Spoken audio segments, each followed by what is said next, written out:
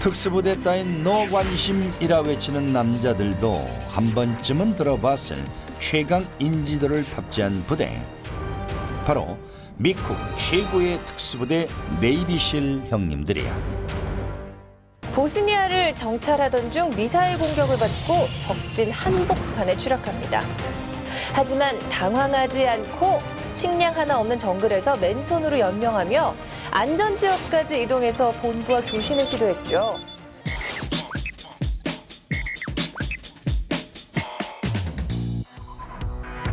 좌로 보나 우로 보나 앞에서 보나 뒤에서 보나 같은 옷 같은 느낌의 글로벌 군인들, 모두가 한솥밥을 먹을 것 같은 쌤쌤한 비주얼이지만 주특기는 가지각색이라는 거.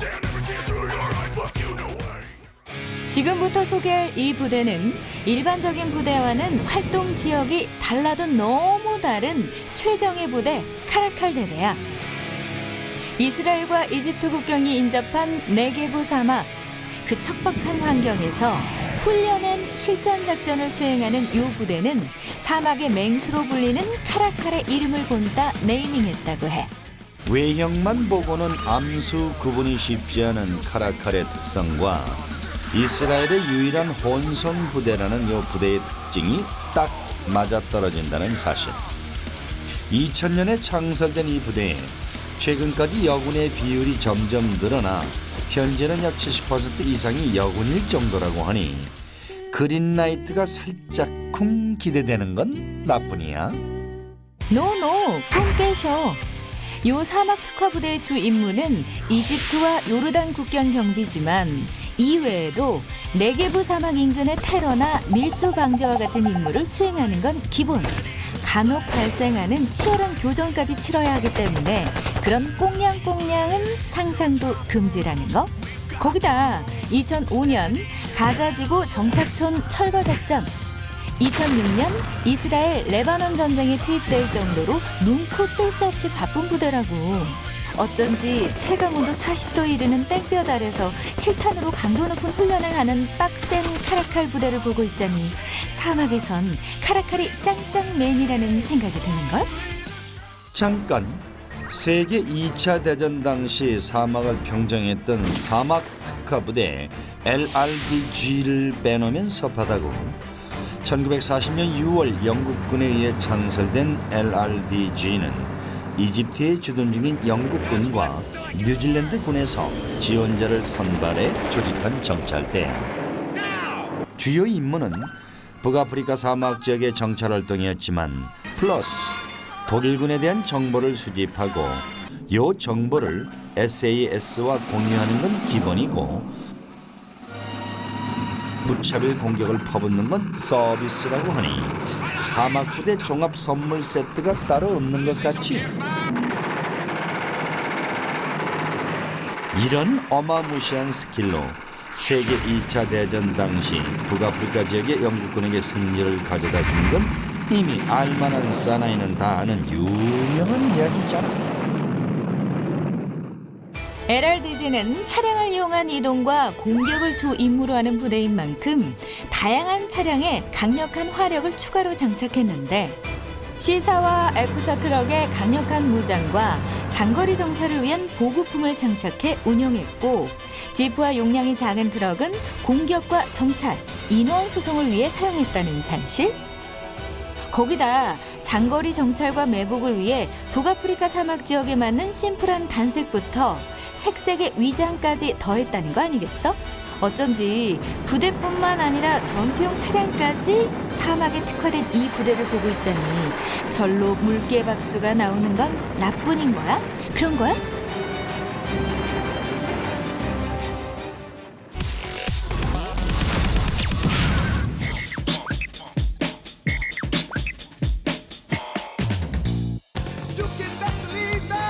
지구촌 사나이들의 영원한 우상이자 강한 남자의 대명사로 꼽히는 람보 형님.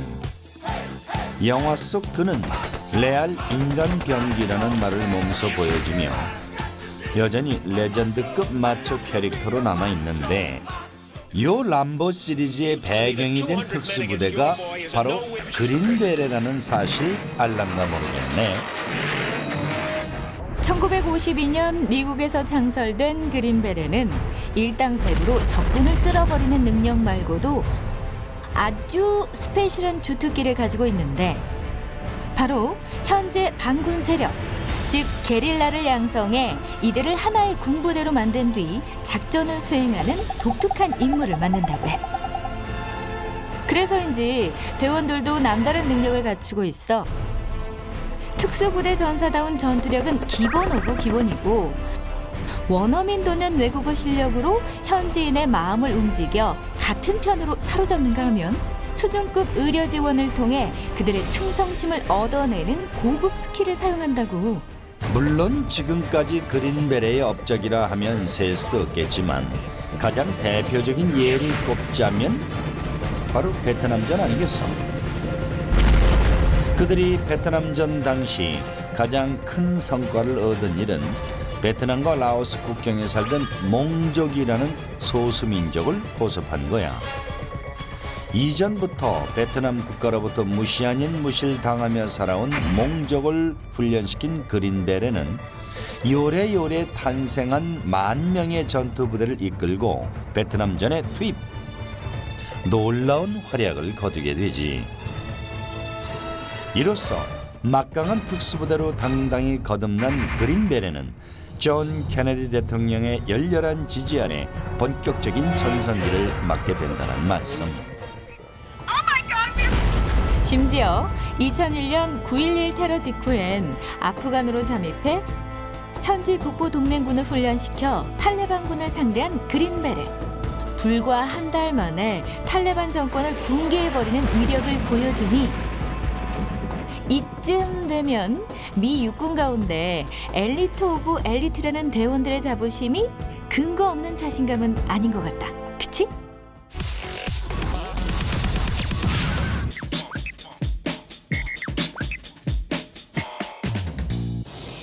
(1986년) 이스라엘과 미국의 합작 영화라는 이유로 한 번,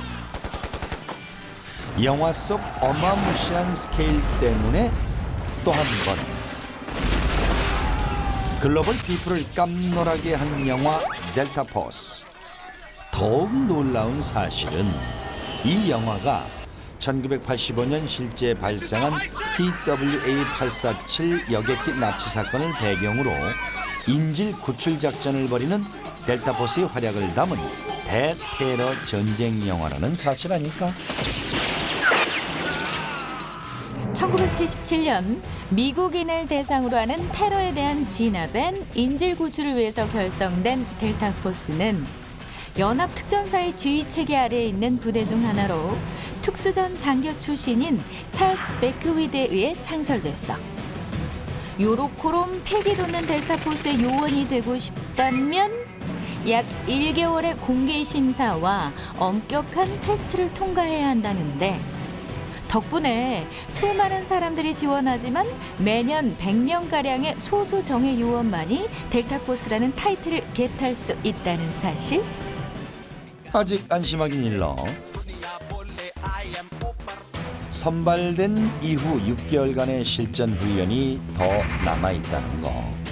이 기간 동안 사격술, 기동 타격 전술, 인질 구출 요령, 테러 진압 요령 등 갖가지 대테러 전술 교육을 통해 약 25명에서 30명만이 레알 델타포스 대원이 될 수 있다고 하니 괜히 최정예라고 부르는 게 아니라는 거 알겠지? 비밀 작전을 수행하기로 유명한 요 부대가 미국 전역에 이름을 펄럭이기 시작한 건 1989년으로 거슬러 올라가. 당시 애시드 갬빗 인질 구출 작전을 멋들어지게 수행해 인질 구출계의 신화로 거듭났다는 말씀? 미국의 파나마 침공이 발발했을 당시 파나마 대통령 노리에가는 자국의 교도소에 투옥돼 있던 미국인 사업가 커트 미우즈를 살해하겠다며 미국을 협박했고, 이에 미국은 온리 1인을 위한 인질 구출 작전을 델타포스에게 지시했어. 인질 구출 당일 미군이 뮤즈가 수감돼 있던 교도소 옆 파나마군 사령부를 어택한 그 순간 델타포스의 스나이퍼조가 교도소 경비병들을 제거하기 시작했다는 거? 그 사이 4대의 MH6 리틀버드 헬리콥터에 나누어 탄 16명의 델타포스 대원들이 교도소 상공으로 날아들어 치열한 접전 끝에 뮤즈를 구출하며 미션 석세스를 외쳤다는 사실? 덕분에 인질구출 최고봉임을 한 번 더 입증한 델타포스는 오늘날까지 미군에서 가장 비정규적이고도 프로페셔널한 군사조직으로 유명세를 떨치고 있다고 하는데 어쩐지 자신의 목숨보다 인질의 목숨을 넘버원으로 생각해야 하는 델타포스의 주특기야말로 넘사벽인 것 같은데?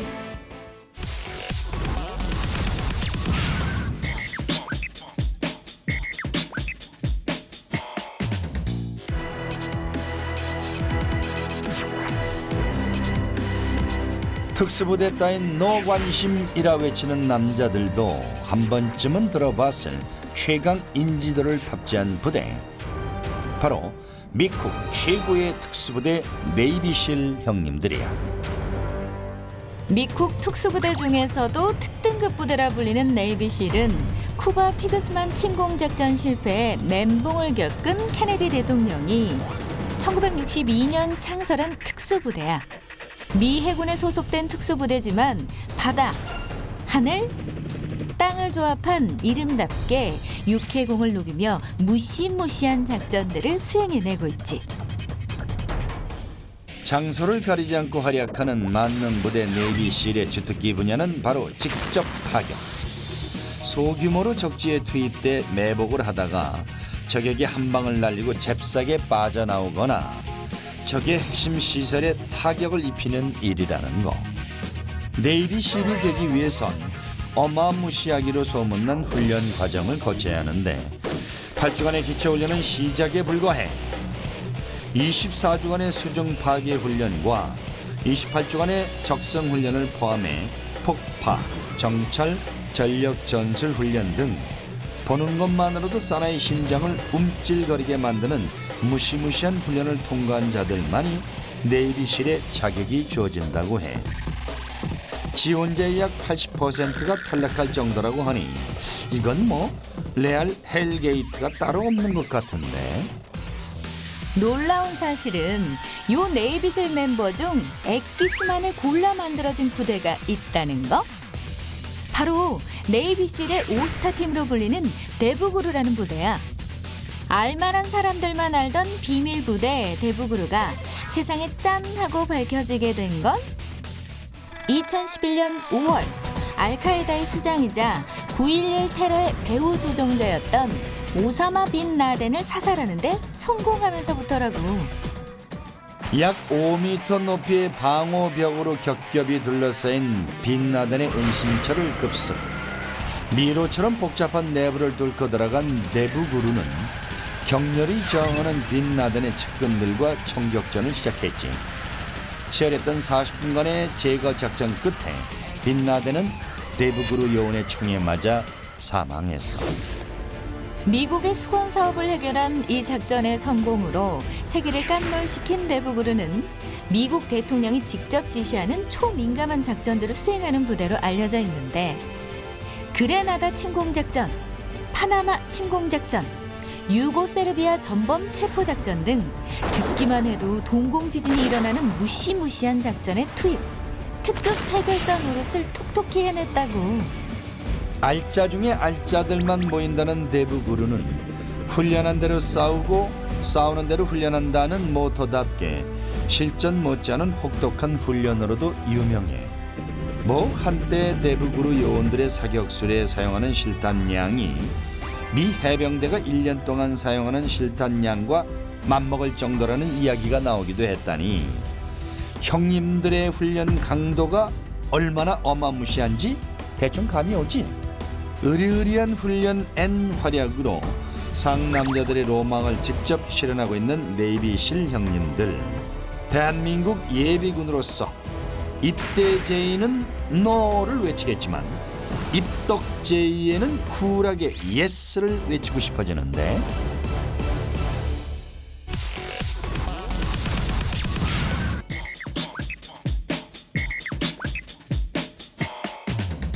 지금껏 알고 있던 군사훈련은 잊어라. 여기 영국판 진짜 사나이들이 모여 레알 지옥을 경험하고 있다고 하니 이건 뭐 달밤의 체조도 아니고 밤이면 밤마다 자다 말고 뛰쳐나와 요래요래 땀으로 샤워를 하는 건 기본이요. 발 한 번 잘못 디뎠다간 곧장 헬게이트로 입성 가능한 절벽 오르기에 보기만 해도 냄새나는 구정물 건너기까지 그야말로 인간의 한계까지 테스트하는 후덜덜한 이곳의 정체는 다름 아닌 세계 특수부대의 최고봉 SAS라는 말씀. 악명 높은 SAS 부대는 탄생 비하인드 스토리부터 남다른데 1941년 세계 제2차 대전 당시 독일군의 전투기 공격에 시달리던 영국 육군의 데이비드 스털링 대위. 그런 그에게 번뜩이는 아이디어가 떠올랐으니 공중전으로 맞서지 못한다면 차라리 적의 항공기를 부수자라는 거였어. 데이비드 대위는 곧바로 최정예 멤버로 구성된 SAS 부대를 만들었고 그 결과는 대성공. 사막을 넘나들며 적의 비행장을 습격한 SAS 대원들은 항공기 250대와 차량 수백 대를 폭파시키며 독일군 참패 주역으로 급부상하게 된다고. 이후 특수부대의 특자도 모르던 다른 나라들도 너나 할 것 없이 특수부대를 창설해내지만 지금까지도 여전히 넘사벽으로 존재하는 SAS. 그들이 세계 1인자 자리를 지킬 수 있는 비결은 다름 아닌 혹독 앤드 끔찍한 생존 훈련을 통한 약육강식 법칙을 고수하기 때문이래. 먼저 SAS 대원이 되기 위해 모인 지원자들은 웨일즈에 위치한 악명 높은 산악지대 브레콘 비콘스에 떨궈지는데 이곳에서 그들은 밀리터리 훈련하면 빠질 수 없는 공포의 행군을 무려 2주나 실시한다는 거 아니겠어. 심지어 시간이 지날수록 군장의 무게와 거리가 늘어나기까지 하니 라스트 행군인 롱드래그에서는 자그만치 30kg의 군장을 메고 60km가 넘는 수십 개의 능선과 험지를 건너게 되는 지원자들. 걷고 또 걷다가 잠시 쉬는 틈을 타 발을 주물러 보기도 하지만 예비군 형제들은 말 안 해도 알지. 이미 내 발은 내 발이 아닌 요 느낌. 더 깜놀할 만한 사실은 이때 물조차 배급되지 않는다는 거? 거기다 일반 등산로가 아닌 정해진 지점을 지도 하나만 달랑 든 채 시간 내에 통과해야 하니 이 과정에서 많은 지원자들이 앰뷸런스를 타고 컴백홈하게 된다고. 그리고 다행인지 불행인지 가까스로 살아남은 자들은 다음 2차 테스트를 향해 고고싱하는데 오 마이 갓, 여기 혹시 정글인 거니? 귀요미 거미와 독사가 이곳저곳에서 갑툭튀 하는 건 물론이고 가끔은 진드기에 몰려 자동 수혈을 경험하게 되는 요 정글에서 6일도 아닌 6주를 버텨야 하는 2차 관문. 알아서 식량 구하기부터 셀프 집 짓기까지 그냥 버텨 막 버텨를 시전하는 이들은 병만 형님도 울고 갈 정도로 생존 고수로 거듭난다지. 오지에서 살아남기 위해 벌레 식사를 하고 맨손으로 꿀을 따기도 하는 베어 그릴스 형님도 요 SAS 출신이라고 하니 생존 왕이 될 수 있었던 것도 다 과거 정글 훈련 덕분이라나 뭐라나. 어쨌거나 저쨌거나 악바리 정신으로 정글 훈련을 버틴 상남자들은 이후 몇 가지 테스트를 더 거친 후에야 비로소 SAS 대원으로 인정받게 되는데 버트! 자대 배치를 받는 뒤에도 1년간 자질이 부족한 자들은 가차없이 방출되기 때문에 긴장의 끈을 놓을래야 놓을 수가 없다는 말씀.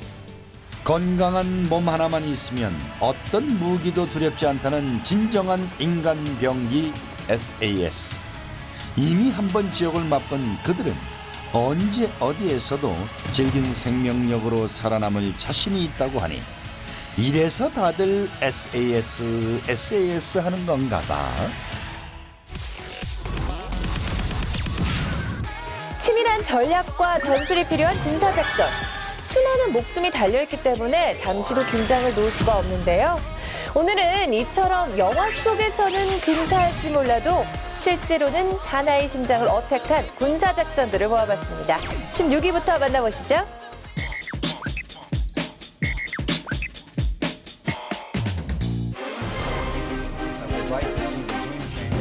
튀니지에서 시작한 중동의 민주화 열기는 2011년 리비아로 이어지면서 카다피 정권 퇴진을 요구하는 반정부 시위가 점차 퍼지기 시작했어.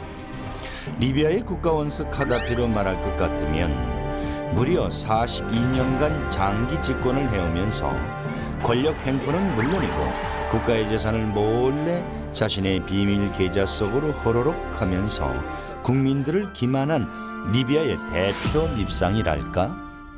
요로코롬 반백년간 호의호식을 누리며 살아주셨으니 왕좌에서 내려오기가 죽기보다 싫었던 카다피는 민주화를 울부짖는 시민들을 무력으로 탄압했고 그 과정에서 수천 명에 달하는 희생자가 발생하게 돼. 이쯤 되니 이웃 나라들도 가만두고 볼 수만은 없었나 보지. 유엔 안보리는 리비아 상공에서의 모든 비행을 전면 금지하겠다는 결의를 통과시켰어. 리비아군의 공군력을 강제로 무력화시켜서 민간인을 보호하려 한 거지. 거기에 플러스로 최후엔 군사적 개입까지 할 수 있다며 무섭게 으름장을 놓자 카다피는 모든 군사작전을 중단하겠다며 꼬리를 바짝 내리는가 싶었는데 뒤로 몰래 반정부군의 본거지 벵가지에 진격한 사실이 밝혀지면서 2011년 3월 19일 다국적 군의 군사 개입이 본격 스타트됐어. 이번 진압작전에는 미국, 영국, 프랑스를 포함해 총 13개국이 참여했는데 이때 미국 측 작전명이 바로 그 유명한 오디세이 새벽작전이라는 말씀. 작전은 프랑스 전투기의 선공으로 시작됐어. 전투기 20대가 리비아 영공에 진입해 군용 차량들을 집중 공격했고 미국과 영국 해군 함정들은 지중해에 진을 치고 리비아의 방공시설 20곳을 향해 토마호크 크루즈 미사일 무려 124발을 슈팅하면서 뜨거운 맛을 보여주셨지. 특히 이번 작전엔 다국적 군의 쌈박한 첨단 무기들이 총동원돼 관심을 끌었는데 한 발에 무려 130만 달러가 넘는 황금 몸값 토마호크 크루즈 장거리 미사일을 시작으로 프랑스의 자존심이자 핵무기 탑재까지 가능한 최신형 멀티 전투기 라팔 지상 60m까지 초저공 비행이 가능하며 적의 레이더망을 뚫고 목표물을 원샷 원킬 퍼펙트하게 공격할 수 있는 토네이도까지 요래요래 최첨단 무기들이 위용을 마구 뽐내주시니 1차 공습만으로 리비아 정부군의 방공 시스템을 초토화시키는 데 성공한 건 어쩌면 당연한 거 아니겠어? 다음 날 다국적 군은 기셀모라 카다피 원수의 관저가 있는 수도 트리폴리에서 2차 공습을 재개했어. 이때 미국은 세계 최고의 스텔스 폭격기 B-2 세대를 동원해 리비아의 공군 활주로에 40발의 폭탄을 투하하는데 카다피의 반격도 만만치 않았다고. TV에 깜짝 출연해서는 끝까지 결사항전하겠다며 삿대질을 벌려게 주신 거야. 카다피의 깐족 드립에 다국적 군들의 약이 바짝 오르면서 리비아 공습 작전은 예상과 달리 장기전으로 치달았어. 그리고 머지않아 철옹성 같던 트리폴리도 완전 함락당하게 되는데 이쯤 되니 패기만발하던 카다피도 걸음아 나살려라 도망다니기 바빴다는 거? 결국 자신의 고향 시르테에서 꼬리를 밟힌 그는 시민들에 의해 길바닥에서 처참한 최후를 맞이하게 돼. 이로써 작전 개시 7개월 만에 오디세이 새벽 작전은 막을 내렸고 리비아 국민들은 카다피의 사망 소식에 음악을 틀고 국기를 흔들며 자축의 나날을 보냈지. 국가의 원수가 그야말로 레알 원수가 된 요 시츄에이션. 이거 왠지 씁쓸해지는걸?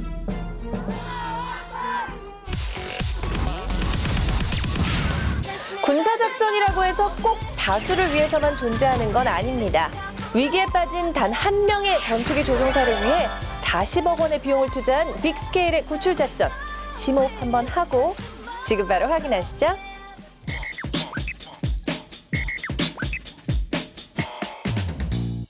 (1995년 6월) 미국 F-16 전투기 조종사 스캇 오그레이디 대위는 보스니아를 정찰하던 중 미사일 공격을 받고 적진 한복판에 추락합니다.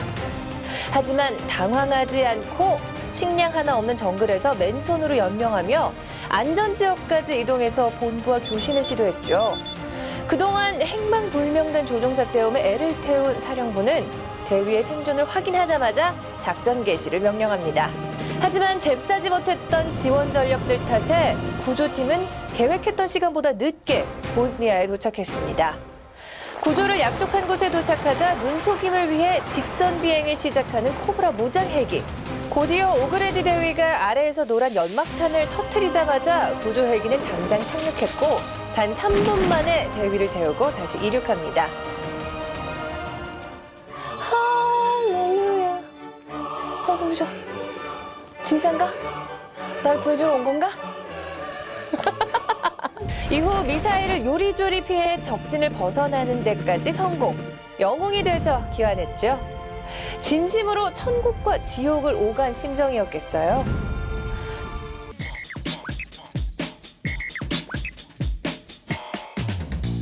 설레는 새학기가 시작되는 2004년 9월 1일. 체첸 무장반군은 이날 딱 러시아 남부 북오세티아의 베슬란 학교로 쳐들어가 들떠있던 학생과 학부모, 교사 등 1,200명을 인질로 붙잡았습니다.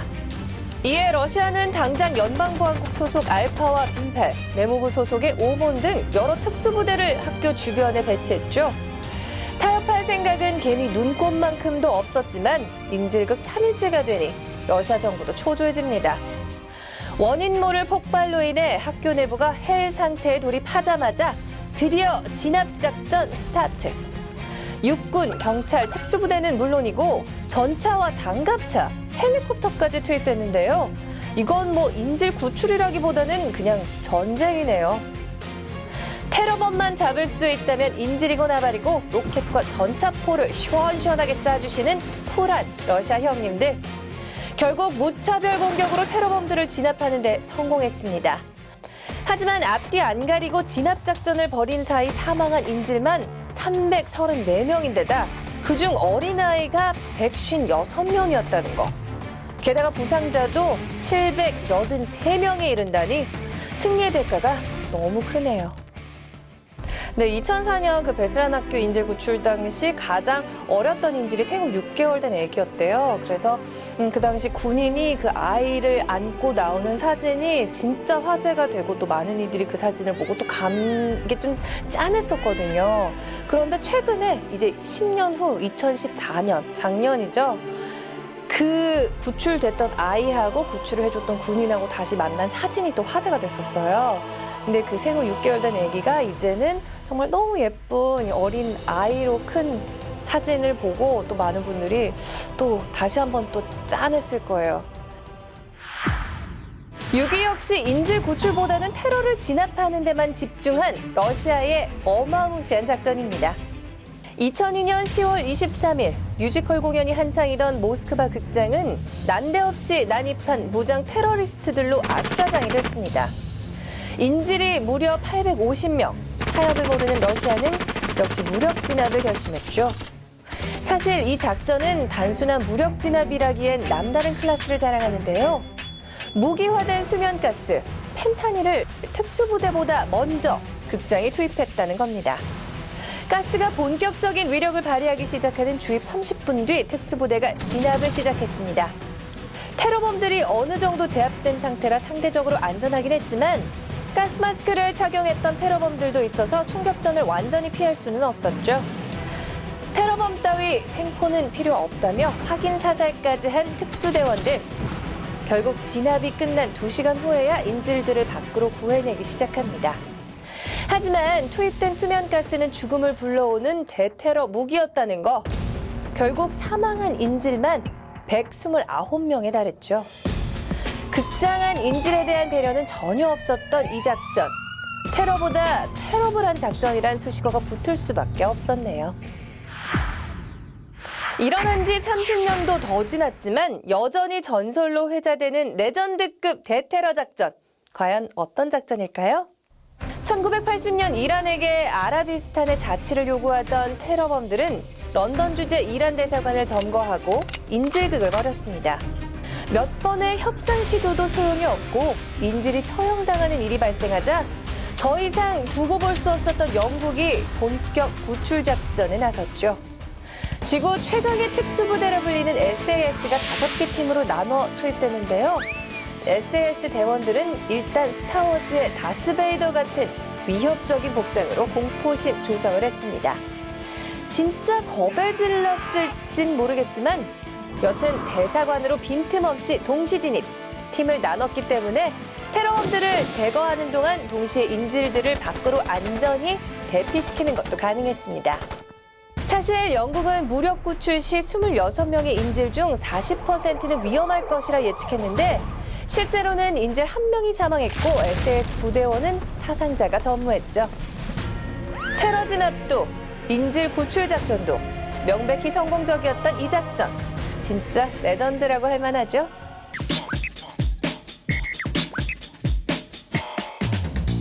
(2009년) 미국의 머스크 엘라베마호는 우간다와 소말리아에 지원할 구호 물자를 400개의 컨테이너에 싣고 케냐로 향하던 길이었어. 그런데 목적지를 앞두고 소말리아 해역을 지나던 순간 레이더망에 정체불명의 무언가가 포착되더니 무서운 스피드로 접근해오기 시작한 거야. 그들의 정체는 바로 풍문으로만 듣던 소말리아 해적. 거대 선박들을 납치해 몸값을 벌어먹는 바다 위의 무법자라 할 수 있지. 총 4명의 해적들이 쌀벌한 비주얼을 휘날리며 선박에 바짝 달라붙자 선원들은 물대포를 쏘아대며 끝까지 대항해봤지만 갈고리 사다리가 갑판에 걸리는 순간부터 빼박 켄트 피랍을 당하고 말았다고. 일단 필립스 선장은 선원들을 기관실로 급히 대피시킨 다음 홀로 조타실에 남아 19명의 선원들을 대신해 셀프 인질이 되기로 마음먹었어. 하지만 해적 입장에선 인질이 많으면 많을수록 더 많은 몸값을 요구할 수 있는 거 아니겠어? 성질 급한 해적의 두목이 직접 숨어있는 선원들을 찾아 나섰고 마침 휴대용 칼을 갖고 있던 선원들이 똘똘 뭉쳐 두목을 제압하는 데 성공. 무려 12시간의 팽팽한 대치 끝에 인질 막교환 약속을 받아냈건만 두목을 돌려받은 해적들이 선장을 데리고 먹튀를 시전하는 황당 시츄에이션이 벌어졌어. 선박의 구명정을 타고 탈출한 그들은 다른 해적들이 추가로 투입되기까지 일단 시간을 끌기로 하는데 그 사이 미 해군은 구축한 베인브리지를 급파해 구명정을 추적하는가 하면 해군 특수부대 네부그루 대원과 보트를 작전 해역에 강화시키면서 본격적인 구출 작전을 스타트했어. 하지만 선장이 인질로 잡혀있는 한 강압적으로 진압할 수도 없는 노릇. 우선적으로 다른 해적 잔당들과 접선하지 못하도록 차단막을 형성했어. 소화전으로 고압의 물을 뿌린다거나 시호크 헬리콥터로 바람을 일으켜 구명정의 움직임을 깨알같이 방해했다는 거. 피랍 사흘차 해적들이 한눈을 판 사이 물속으로 뛰어들며 탈출을 감행했는데 죽을 힘을 다해 헤엄쳐보지만 해적들은 더 필사적이었다는 거. 바닷속으로 사격까지 가하면서 그의 탈출을 막아냈다고. 그러던 피랍 닷새째 이젠 구명정 연료는 물론 해적들의 체력까지 모두 바닥난 상황. 이때를 놓치지 않고 미군은 구축함으로 구명정을 견인해주겠다며 밧줄 체결을 맺고 마지막 몸값 협상을 들어주는 척 페이크 작전을 벌였어. 그 사이 내북으로의 엘리트 스나이퍼 3인방은 구명정 가까이에 자리를 잡고 기회를 노리고 있었지. 나이스 타이밍이 포착된 순간 발사! 백발백중으로 모든 인질범을 직사시키면서 머스크 엘라베마호 구출 작전은 드디어 막을 내리게 돼. 그리고 지금까지 단 한 명의 자국민 희생 없이 성공한 최고의 구출 작전으로 길이길이 기억되고 있는데 그 누구보다 선장으로서 막강한 책임감을 선보인 필립스에게 따봉을 외쳐주고 싶은걸?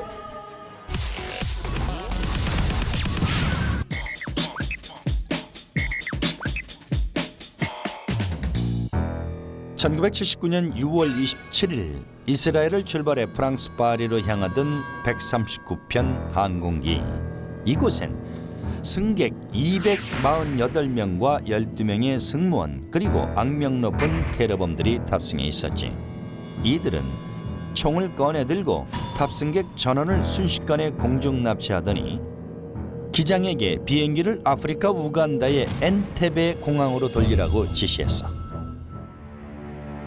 이들이 이스라엘 정부에 요구한 사항은 바로 나흘 뒤인 7월 1일까지 각국에 수감 중인 53명의 동료들을 석방해달라는 것.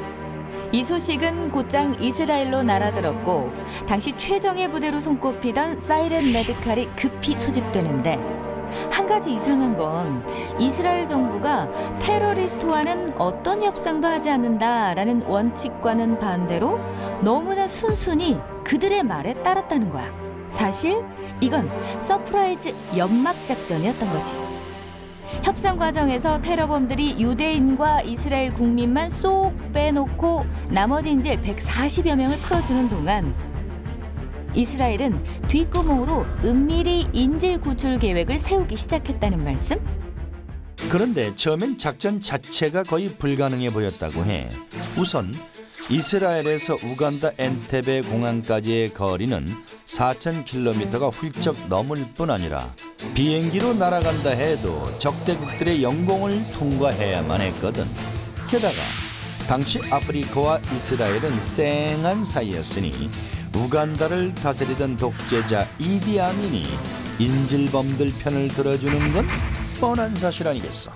버트 불굴의 특공대에게 포기란 있을 수 없는 일.